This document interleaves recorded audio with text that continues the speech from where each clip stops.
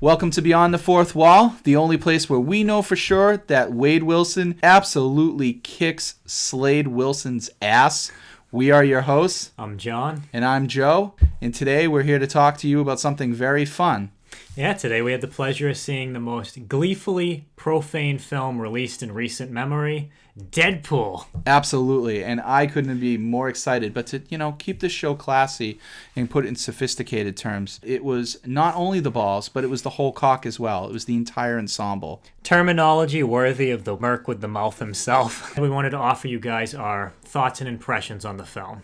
Joe, what did you think about it? Oh, where to begin? I have been a longtime Deadpool fan. For those who know, Deadpool is a character created by the tandem of Fabian Nicieza and the artist Rob Liefeld back in the dark 90s, where superheroes were judged on the size of their pouch and not their storylines. As a longtime fan, I never foresaw seeing a Deadpool movie on the screen someday. They do a lot of Easter eggs to longtime fans, and you could tell it was a movie by Deadpool fans for Deadpool fans. Mm-hmm. And I, for one, could not be happier. One thing I will say, they kicked ass on the casting of Deadpool himself. There is nobody other than Ryan Reynolds on this planet that could play that part. He had it all. I literally heard Wade Wilson's words jump off the comic book. And for those who don't know, Deadpool is a character who, in comic terms, breaks the fourth wall a lot and speaks to the audience, which is something that I appreciate. It's a movie that doesn't take itself seriously. And if you go in expecting some deep superhero movie with a lot of motivation, you're going to be disappointed. I enjoyed it. There's really nothing that I disliked about it. It was everything I expected and more. It's going to probably garner a sequel, and if not, it's at least going to go into an X-Force movie, which I couldn't be more excited because Deadpool was initially part of the X-Force.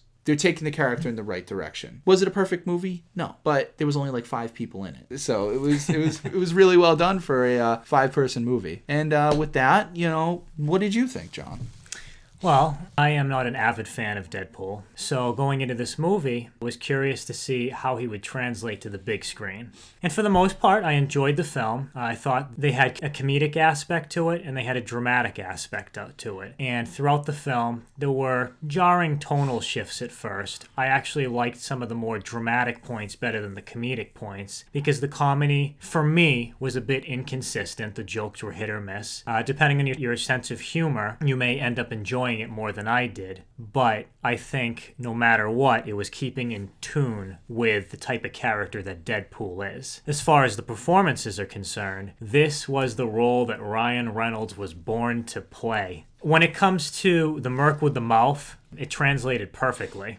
The rest of the characters have secondary roles. Yes. We have a couple of X-Men in the movie, Colossus being the big one. Colossus is amusing to watch. They don't really do a whole lot with them. You can tell that they're present so that they can potentially set up an X-Force film down the line. I think as far as the plot goes, the plot was rather conventional, kind of a generic origin story centered around Deadpool, filled with more crass humor than you generally get out of a Marvel film. I thought the first half of the film was stronger than the latter half of the film when it becomes more action-centric. It starts to go the route of typical Marvel films where there are more explosions than there is characterization. To reiterate what Joe said, this is a film by Deadpool fans for Deadpool fans. Absolutely. I'd say altogether, it was a successful film for what it was. It wasn't masterful. It's not one of the best Marvel films that you'll ever see.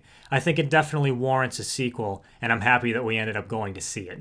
I hope we get, a Deadpool franchise, Deadpool TV show. No, I mean, it was done very well. I think it's important to know that Deadpool is also a character that should be used sparingly. So this was his grand opening, but I would much rather than a Deadpool 2, I'd much rather see an X-Force movie where he's part of an ensemble cast. That the more people he has to play off of, the better Deadpool's going to get. And Ryan Reynolds in general works that way with his acting. Yeah, I agree. So Colossus, though, I will disagree with your point. Colossus, to me, was there to give a little bit of authenticity that it's a Marvel and X-Men movie, but he was there for comedic fodder. Visual jokes. Yeah. Building off of that, I think that they choreographed some of their jokes in the film, and that kind of took away from the punchline. Also, the villain in the film is generic, probably one of the weaker Marvel villains that we've seen in any of the films thus far. The performance is fine, but there's really nothing distinct about him. He's just a tough guy that utters ominous threats most of the time. Cryptic dialogue and eats a lot of friggin' broccoli. From the opening of the titles of the credits, it's a movie that doesn't take itself seriously. We love the fourth wall breaking. I thought that worked really well. Monica Baccarin, she basically could have been interchanged with almost any other actress. Yeah, she plays Ryan Reynolds' love interest in the film. Yeah. And they do a good job with her for the first half of the movie, and then the latter half, she ends up turning into more of a damsel in distress. Exactly. And TJ Miller comes in and gives it a breath of fresh air, too, as Wade's basic sidekick without a name who runs a bar. I will say this, they came up with a very clever way of giving him the Deadpool name that I won't ruin, but it's not something that you've seen in the comic books. It wasn't a slave to direct translation. It found its own voice. And a lot of that is particular to Ryan Reynolds. The passion and the importance he put on this project shows in this movie. He must have talked about this for the past 7 to 10 years. He's been trying to get this made. But I give him a lot of credit because he wasn't going to let it be made in a shitty way. No. He decided that it's better to wait until a place or Fox or a studio that really wants to make this movie. Now, I think this movie was made out of like a utilitarian purpose. It wants to make money. It's just a superhero movie and a superhero franchise. I don't think they quite understood what they had when they started, but you could tell that they assembled the right people to do this because in other hands, this could have been one hell of an awful movie to watch. Balance as far as the action beats go. A lot of the seriousness was done a lot better. I mean, he's a guy who was told he has terminal cancer and he's surprisingly upbeat.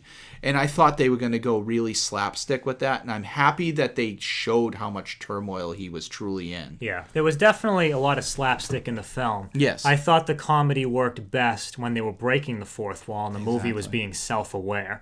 I would have liked to have seen more of that. I would have liked to have seen Deadpool poke fun at all the typical superhero tropes, the genre conventions. We do get that at times. Yeah. But not quite as frequently as I thought we might.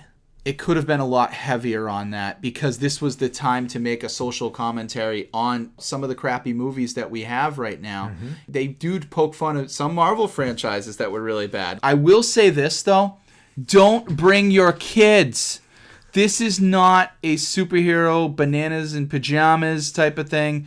No. This is a serious, gratuitous cluster F of a movie. It's not meant to be seen by young eyes. Yeah, it's crass and vulgar. It's full of breasts, gratuitous violence, and other assorted action tropes. You know, sex scene. It had the whole 9 yards and the whole 8 inches, whatever you want to call it. This film is a hard R. It is a very hard R, and that's what she said.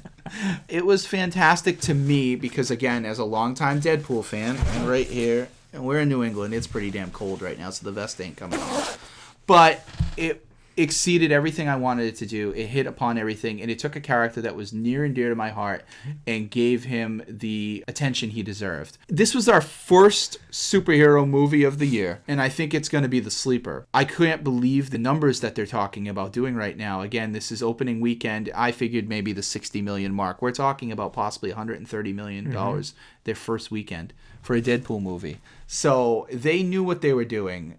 I enjoyed the film. I've seen better Marvel movies. I ultimately thought it was okay. Parts of the movie worked more for me than others. If you're an impassioned Deadpool fan, you'll probably love the movie. You may have certain qualms with it, but overall, it'll be nice to just see Deadpool up on the big screen. If you're a casual fan, you might have more gripes with it. Somebody that's not accustomed to Deadpool's crass humor or the type of jokes that he makes. And if you're somebody who's just walking in off the street, you might want to go see a different film. It's better to be familiar with the character. In the end, I thought the movie was perfectly adequate. And in the end, I thought the movie was a huge success, and I want to thank Fox because you are a terrific people for making this happen. We want to know if you guys have seen the movie. If you have, let us know what you thought about it in the comments section below. If you enjoyed our video, don't forget to like and subscribe. Now pull up your pants and get out of here.